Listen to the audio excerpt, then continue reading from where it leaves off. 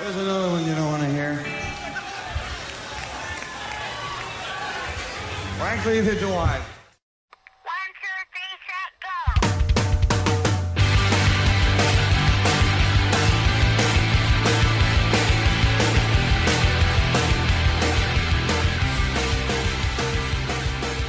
You are tuned in to the Power Chord Hour right here on 107.9 WRFA, as well as the Power Chord Hour podcast. However you're checking this out, thank you very much for checking it out. I am very excited. Today we have a returning guest, someone I've wanted back on since we talked to him back in 2022. I have Mr. John Doe with me, and today we were talking about a few things. X and Los Lobos are hitting the road here together September through November, and if you're in the Jamestown listening area, they do have a show fairly close to us, September 19th in Toronto. On top of that, actually I believe it just hit a year mark, so I won't say brand new, but X also released their final record, and my favorite record of 2024 actually, Smoke and Fiction, and that's out now everywhere, so definitely talk about that as well as the tour, and we'll get into it with John. So John, how are you doing? Great, Anthony. You can't even believe how good. Nice. Well, I'm excited to talk to you then and to hear that things are doing good. I want to talk some music with you. I want to talk some touring. I do want to, I want to go back to Smoke and Fiction maybe to start off. I mean, really my favorite record of last year. And when I chatted with you, Fables in a Foreign Land had just come out, and I believe you were in like the beginning stages of writing for Smoke and Fiction. So, I mean, like, take us a little bit back. Like, how far back did work on this record kind of start before it came out? Like, how long were you working on this after Alphabet Land came out? Enough time to let the field go fallow. Enough time to have more experiences and ruminate on what's, the things that bubble up. But Smoke and Fiction, Fables in a Foreign Land was written and created during lockdown. And then I would say probably 2021, end of 2021, we started thinking about it. And 2022 was a big year. I mean, I think we were touring with Psychedelic Furs some, and I was doing solo stuff to try to make up for the time lost on Fables in a Foreign Land. And boy, Actually, that was a lot. But it was a great process that was natural. If it isn't cliche to say it was organic. A lot of people talk about things being organic when I think that they're just greenwashed, and that goes for creative things as well. We worked hard, and the reason we started thinking of it as our last record because we realized what a task it is to mount that sort of a campaign. Now I've kind of been wondering this about that with it, kind of being, going in with that idea of it being your last album, because in some ways I want to ask you if it was any easier writing or recording Smoke and Fiction than it was with Alphabet Land, in the sense that obviously Alphabet Land was the first X record in decades. But then, like you're saying, that on the flip side of that, though, with Smoke and Fiction, you're also kind of approaching it as a final album. So I don't know if pressure is off after that. I'm not sure how to ask that one, I guess. No, you're asking it in the right way. I don't think we knew it at the beginning. That became clearer as we were creating it. When I read that, Maxine had a piece that turned into the big black X. It was just prose. It was just a remembrance and reflection on a particular time. And when I read that, we were pretty well into the recording process, and with songs like the title track, Smoke and Fiction, with The Way It Is, Ruby Church, and I realized that there's a lot of reflection here. So this is a perfect piece of writing and it should be a song, we started turning it into more of a lyrical, poetic lines, and then we were off. We were off doing our thing. But that's what I mean by saying that it developed. So you in November 2021 or 2022, I can't even remember which year it was. We didn't say, you know what, we should make a last record. What do you think? Because it's just, nothing's ever that simple. A, and B, you'd probably make a really crappy record if you just, and then it'd be like a lot of too much pressure. You'd probably overthink it and stuff. But yeah. Now I will say I've seen you like 3 times in the last maybe 2 years. You've been playing. I mean, even before the album came out, I saw you and you were playing some of those songs. You know, I feel like they translate so well live. They fit really well, like kind of seamlessly. Are there any songs off Smoking Fiction you'd say are most fun playing live? Are there any that you kind of get excited for and you see it's on the set list?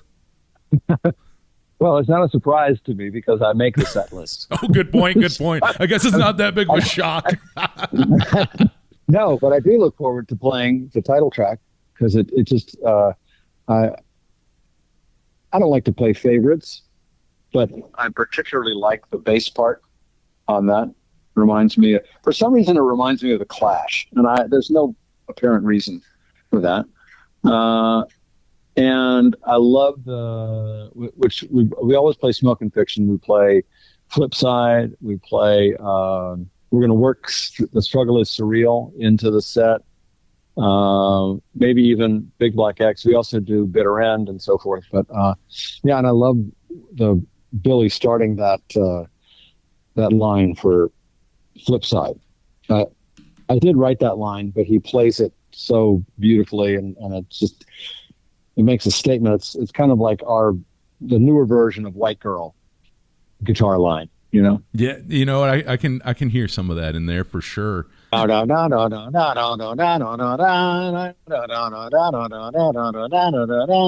there's White Girl, and then Flipside down, down, down, down, down, down, down, down, down. So it's the same kind of, you know. Unfortunately, we didn't write what's that Nirvana song? Oh, is that it sounds a lot like White Girl. Is it Come As You Are? I think it's Come As You Are. Come As You Are. Yeah. Oh man, I never thought of that till you just said it. Now I don't think I'm going to unhear that. Yeah, Come As You Are and White Girl are very similar. I don't think that he was inspired or stole it from us, but I know that he saw that movie, though. I know that he saw The Decline of Western Civilization. That's another classic right there. I want to go back a second. You were talking about like some, like knowing, obviously the songs and set list, you write it, but like good bass lines and stuff. I have to tell you, so I've seen you a few times the last few years, but I had not seen you live until like 2023, and I have to tell you, I've always been a big fan. I don't think I realized how intricate some of the bass lines you are playing are while singing until I saw you live. I truly don't think I realized it. Yeah. So, I mean, right. As a bass player, I mean, for one, it just made me, I think, respect you even more as a musician. But I mean, are there any X songs that come to mind for you live where it's a hard one to play? Going back to that, when you look down at your set list and you see what's coming next, are there any songs that kind of keep you on your feet when you got to play that, like, the bass line while also singing? Well, not really, because it becomes one thing, kind of like a piano player who has a heavy left-hand bass line or bass part and some other filigree on the top end. It just becomes one thing. Somehow it just fits together, and it's less. But when you're learning it with the band, I mean, that was where the hard work came in on this record, and we were lucky to be able to play a lot of them live, because then you're really in the fire, then trial by fire, because you have to deliver it, and you learn so much from that added pressure. And I'd say in a good way, in the best way. Did you? So, yeah. It becomes one thing. and that's great.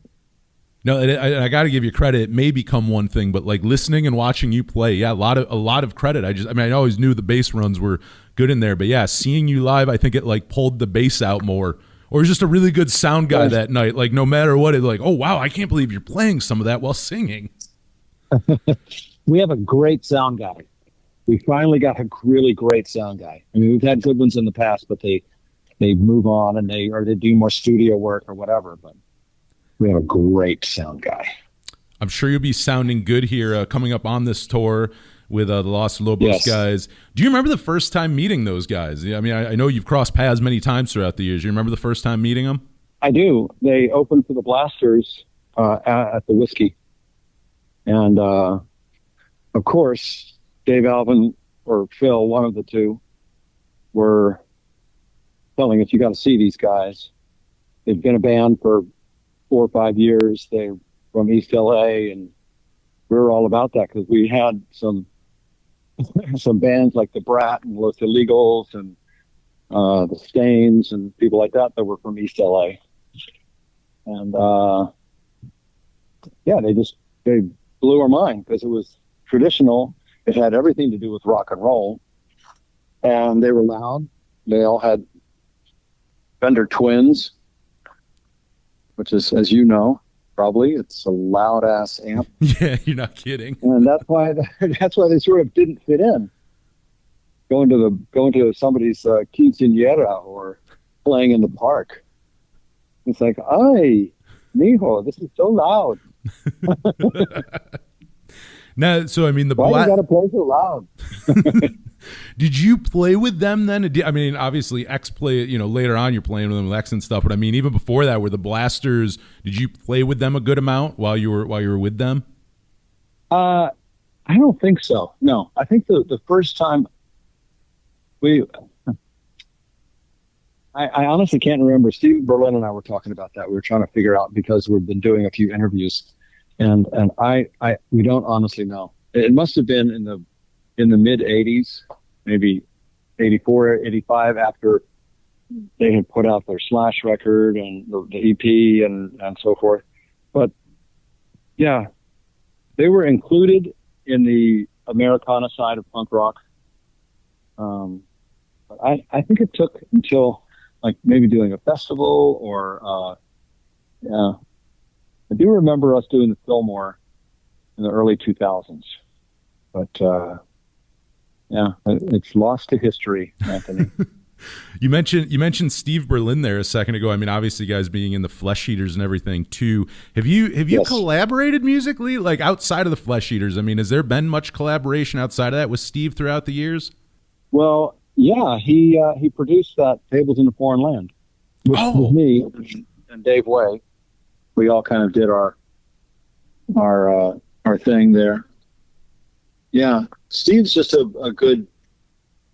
he's a good egg, and he understands stuff, and he knows he turns me on to music and vice versa. So that's a extra added. I mean, there's so much respect between X and Los Lobos, and the fact that if you add up our anniversaries, it does for this year alone add up to 99 years. That's so cool. Well, it was Exene and Louis Perez's son, Louis III, and they were just talking about stuff, and they realized that Lobos is celebrating 51 years. We're celebrating 48, and somebody said, "Hey, that's 99 years," and that sounds like a great catch line for a tour. I think it works. Yeah. Thanks. They also the Los Lobos guys, didn't they either play on or help you write one of the songs on Fables in a Foreign Land? Am I remembering that incorrectly? Yeah, Louis did. Louis Perez. That's right. Yeah, you had a few collaborations on that album. Yeah, Louis helped with the he wrote the lines in Spanish in that song El Romanzo. But the thing is with Lobos and us, there's a lot of crossover because we both know our like rock and roll history, and we put it in our music. And there's also attention to like quality playing and a few left turns in the chords, and like the lyrics are really specific. They're telling stories, and yeah, so it's not surprised that there's a lot of crossover with our audience. No, it definitely makes sense. Two really good, and I'm excited because, like I said, I finally got to see you guys live last few years, but I've never seen Los Lobos live, and all I hear is that they're one of the best. So many people say they're one of the best live bands they've ever seen. So that has to be a really, really good show coming up here. Yes, we have to stand and deliver. Oh, when it's our turn. I was gonna say, I guess that too. When you have a band who's like, kind of people already know them as such a good live band, I feel like that kind of keeps you on your toes too. There's not a lot of going out there and go, well, we can kind of phone it in tonight because now you got even extra competition. No, well, we never do, but this is it's not that you have to. We don't have to impress anybody, but and Lobos are not on the side of the stage with their powdered wig and their notebook judging. That would just be weird. But it's a great image, isn't it? It really is. I'll give that about an 8.6. Anyway, you just you want to do good for your pals. They're your pals. They just put their heart and soul into it. So yeah, of course I am. I don't want to let anybody down. Yeah. It's like yeah. Going back to the records for a second here, I want to talk a little more about Alphabet Land and Smokin' Fiction real quick. Just with those two albums kind of being, the last two X records you wrote in the last kind of 5 years. What about writing and recording those albums just kind of felt natural and fell into place in the sense of like no time had passed, just it felt like making an X record? And then what were some things for those albums that you feel like kind of took a minute to kind of feel natural, or feel like, not even natural, but like feel like you kicked back into like, oh, okay, we're making an X record. Like what kind of came easy? What took a minute to kind of come back? What was easiest is all the time we played live and some perspective on that, so that it sounds stupid. It sounds simple. But when we started writing Alphabet Land, I knew what we were good at. So it wasn't like, oh Christ, how do I write an X record? Which sometimes can be daunting to think, well, how do I write this sort of a thing? That can be daunting, but like, oh yeah, if a song is going to lend itself to DJ playing tom-toms instead of a hi-hat, there's this jungle beat in it. That's going to work. It's going to sound like us, and it's going to play to our strength. And if there's a song that has maybe two chords that would be a lead, that's going to play to Billy's strengths. So that was easy. What was hard, like in Smokin' Fiction, is that we kept playing them live, rehearsing, changing it, trying to remember what those changes were. If something, I tried in the songwriting to drop my ego. If something didn't work, I'd just make up something else rather than trying to bang it into place. And I encourage any songwriters or whatever in any creative process, just try something else. You made up one thing, just make up something else. So if that first thing you made seems difficult, seems like, oh, this isn't really working. Why do I want to say, well, that's the way it goes? That's just dumb. So that was another element that led us to say, oh, this is probably our last record, because it was really hard to remember all the stuff that we had kept and stuff that we had thrown out, and et cetera, et cetera. Going back to the, talking about the things that make it a little easier, like you were saying, like you kind of know what an X record should sound like, or the aspects of it and stuff. That kind of goes into, do you feel like throughout your career, I mean, these records, but even just in general, be it solo or X or any of that, is what you're looking for when you have a producer on an album, has that changed throughout the years? Because I feel like when you're early on in your career, any band, not just you, but I mean any band, I feel like maybe a producer is there to help you kind of find your sound or find those distinct things, whereas kind of like you're saying, I mean, by the time you get to Alphabet Land and Smoke and Fiction, I don't feel like John Doe needs help finding out how John Doe sounds. So I mean, does like kind of what you're looking for in a producer for an album, has that changed over the years at all? You'd be surprised. You'd be surprised when the chips are down, like, and you have sort of unlimited possibilities. Mm-hmm. Does this fit with that? Or am you want to do something that's surprising, but is that what I want to do? Or do I want to do something else? I mean, we're not the kind of band that reinvents themselves. However, you can't just rinse and repeat. So you'd be surprised at like having that realization of like, oh, I actually know what an X song should be like. I don't feel hemmed in because it should be a certain speed. It should have a certain amount of aggression, etc. So to make that, the first 20 or 50 songs you write, you're just writing shit. You don't know who the hell you are. You just are doing what you do. And if you can tap into being authentic and being your true self, then you just do your thing. And then you figure out if that's a brand or if that's your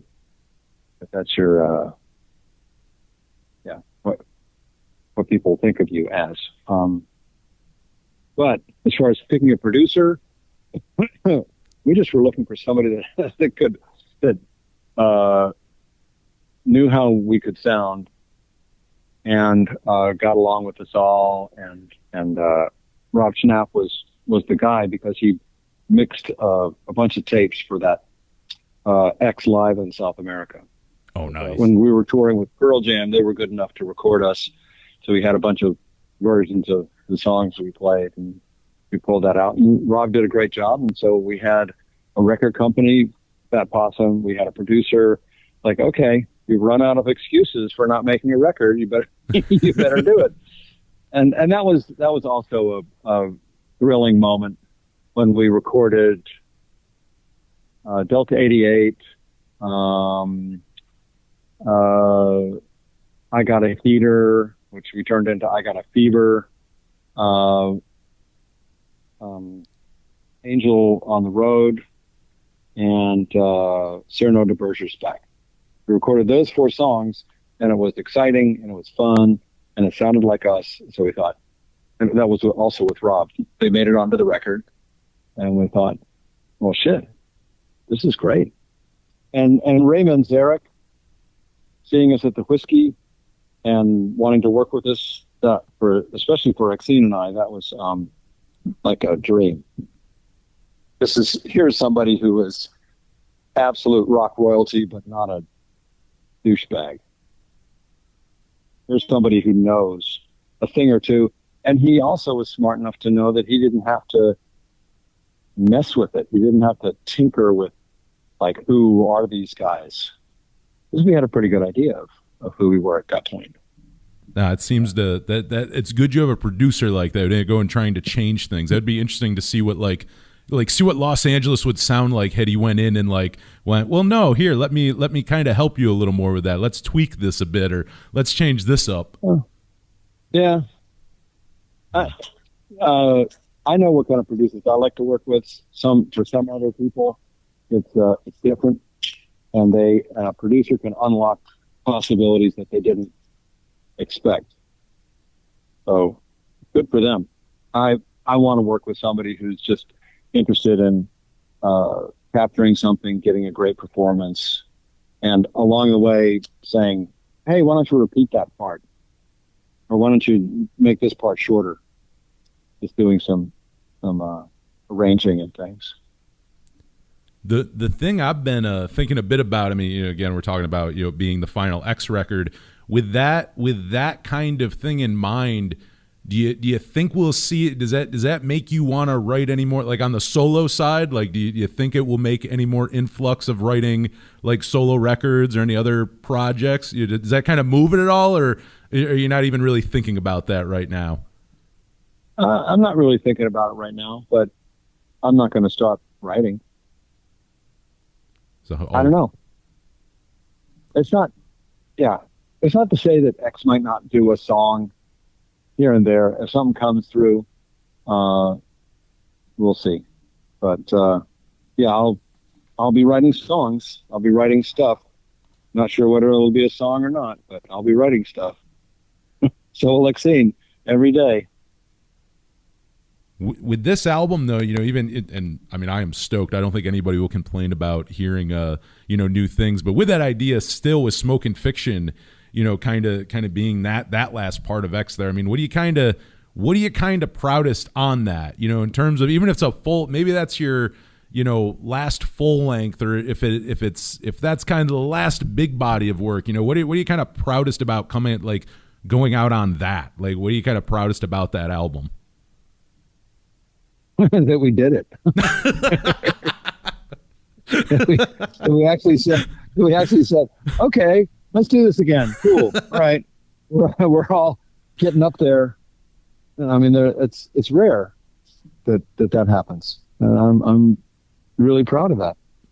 Lobos too. They've done some cover records, and they've done all kinds of things, but they've also branched out. There's an example of someone who said, this is what people expect from us. So then they put out Kiko, or they put out Colossal Head, or all these other records, and it surprises people. So but I'm proud that we had the ambition and the creativity and just the discipline to make it happen. I think the final product was well worth it too. I mean, legitimately my favorite record of last year. Excellent record. Well worth the wait. Well, just a few more here for you. What's the rest of 2025 look like for John Doe? What's the rest of this year looking like for you? It's surprisingly easy because we're touring with Lobos about 2 weeks on and 2 weeks off, and when you have that kind of schedule, you have enough time to recoup and to do other just home things, and at the same time you got the promise of keeping the bills paid and working on stuff that's extremely rewarding. Yeah. So that's what our thing is going to be. Well, where should we send people? Is there anywhere you want to tell people to go? Find John Doe online or X online or any of that. Anything you want to plug? It's plug time if you got anything. Oh, just websites, xtheband.com and thejohndoe.com. Yeah, 2 E's, THEE, John Doe. I mean, any place that we're playing, which we got stuff in the Midwest, we've got some of the West Coast, East Coast. We rarely get up to Toronto, which I'm happy. I've got friends up there. The Sadies are friends of mine up there. Oh, nice. And so anywhere you come, you're going to see 99 years of rock and roll, and it's going to be freaking awesome. Well, that's a lot of rock and roll. All right. Well, I mean, John, it is. As we start to close this out, you know what it is, Anthony? It's 99 years of rock and roll compressed into 3 hours. That's a lot of compression. I'm telling you what, man. It's like a Doctor Who time machine compressing all that rock and roll into 3 hours. I know I myself am excited. I will be at the Toronto show. Any chance to see you guys live, I definitely make that drive. What's your song request, Anthony? Ooh, new, old. Do I would like Whatever you to. want. I liked Sweet Till the Bitter End's probably my favorite off Smoke and Fiction. I wouldn't mind, and I think I've heard you did play that, I think, last time I saw you guys in Rochester. Yes. But I would not mind hearing that again. You will, and we probably will know it a little bit better than the last time. That, you know So what? that'll be a bonus. Yeah, that's not a bad thing at all. Yeah. Though it was still very solid last time. But no, John, I mean, absolute blast talking to you. Anything else to let the good people know before we go? Have we missed anything at all? Oh, let's see. Just try to be good to yourself, and don't let the modern day negativity and division and anger bleed into your good feelings about the world. No, can't disagree with that at all. Very, very well spoken. Well, John, that was my Miss America. What do you want? I just want world peace. let me give you that satchel and the crown on your head, John. You win. You came in first place. Oh, shucks. But, thanks, Anthony. Absolutely. But yes, X and Los Lobos on tour this September through November. September 19th, they'll be in Toronto. And again, if you have somehow not listened to Smoke and Fiction, which if you're listening to the radio show, we'll play some songs off that right now. Go check out that record. But I'm Anthony Merchant talking to John Doe right here on the Power Chord Hour.